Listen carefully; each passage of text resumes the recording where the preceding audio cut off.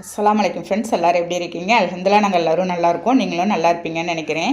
நான் இன்றைக்கி வீடியோவில் ஒரு ஹெல்த்தான லட்டு தாங்க செய்ய போகிறேன். குழந்தைங்களுக்கு எல்லாருக்கும் ஸ்கூல் லீவ் விட்டாச்சு. இந்த சமயத்தில் ஸ்நாக்ஸ் ஏதாவது கேட்டுக்கிட்டே இருந்து தொல்லை பண்ணுவாங்க. அந்த சமயத்தில் நீங்கள் இந்த மாதிரி ஒரு ஹெல்த்தான ஸ்நாக்ஸ் ரெசிபி செஞ்சு கொடுங்க. வாங்க அது எப்படி செய்யலாம்னு பார்க்கலாம். வீடியோக்குள்ளே போகிறோம்னா அப்படியே நம்ம சேனல் மும்தாஜ் கிச்சனை சப்ஸ்கிரைப் பண்ணிவிட்டு அப்படியே பக்கத்தில் இருக்க பெல் ஐக்கானை கிளிக் பண்ணிவிடுங்க.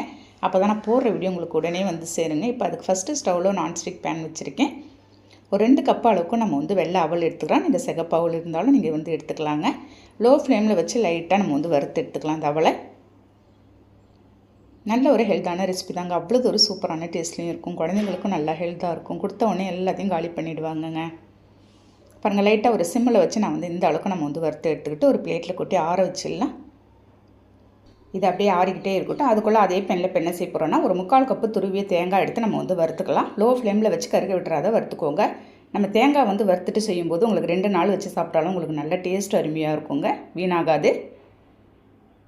இது எல்லாம் ஆறுனதுக்கப்புறம் நான் எல்லாத்தையும் எடுத்து ஒரு மிக்ஸி ஜாரில் சேர்த்து நல்லா கொஞ்சம் குறன்னு இல்லாத நைஸாகவும் இல்லாத நான் அரைச்சி எடுத்துகிட்டு வந்துட போகிறேன்.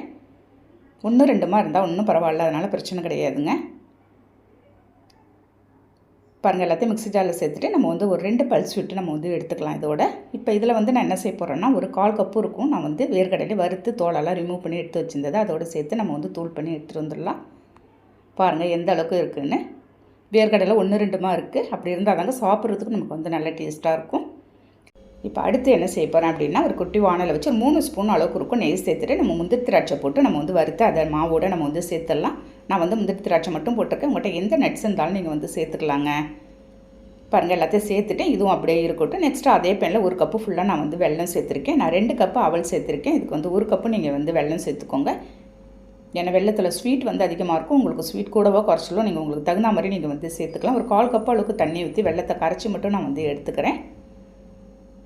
பாருங்கள், நமக்கு வெள்ளம் கரைஞ்சா போதும். இப்போ அந்த வெள்ளம் கரைஞ்சதை எடுத்து நான் மாவோடு ஃபில்டர் பண்ணி சேர்த்துட போகிறேங்க. கல் மண்ணே ஏதாவது தூசு இருக்கும், நம்ம அதனால் ஃபில்டர் பண்ணி சேர்த்துக்கலாம். ஒரு ஸ்பூன் வச்சு எல்லாத்தையும் நல்லா மிக்ஸ் பண்ணி விட்டுடலாம். ஏன்னா நம்மளுக்கு சூடாக இருக்கும், உடனே கையை வச்சிடாதீங்க. நல்லா மிக்ஸ் பண்ணி விட்டுட்டு கையால் நல்லா அழுத்தம் கொடுத்து நம்ம நெக்ஸ்ட்டு மிக்ஸ் பண்ணி விட்டுற வேண்டியதாங்க.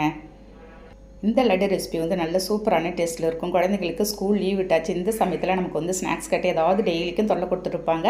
இந்த மாதிரி நம்ம கடையில் போய் வாங்காத வீட்டிலே நீங்கள் மாதிரி ஹெல்த்தாக செஞ்சு கொடுங்க. அவல் மட்டும் இருந்தாலே போதுங்க நம்ம இந்த ரெசிபி செய்கிறதுக்கு.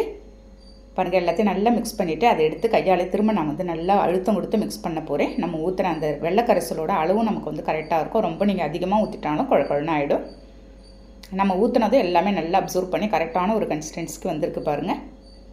கையால் உங்களுக்கு எந்த அளவுக்கு எடுக்க முடியுமோ அந்த அளவுக்கு எடுத்து நீங்கள் உருண்டை பிடிச்சிட வேண்டியது தான். நான் உருண்டை பிடிச்சிருக்கேன். நீங்கள் ஒரு கிண்ணத்தில் வச்சு கூட நீங்கள் ஷேப் பண்ணி கொடுக்கறனால கொடுக்கலாங்க. ஒரு 2 கப்பு அவளுக்கு எனக்கு ஒரு 12 உருண்டை வந்துச்சு. பாருங்கள், எல்லாத்தையும் அழுத்தம் பிடிச்சி இந்த மாதிரியே நான் உருண்டை பிடிச்சிட்டேன்.